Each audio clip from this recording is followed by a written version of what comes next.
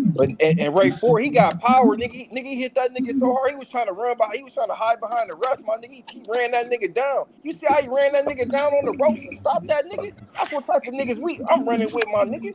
You know what I'm saying? He ran that nigga down. Yo, if you try to fight and bang with Nick Ball, it's over. You're getting Man, cooked.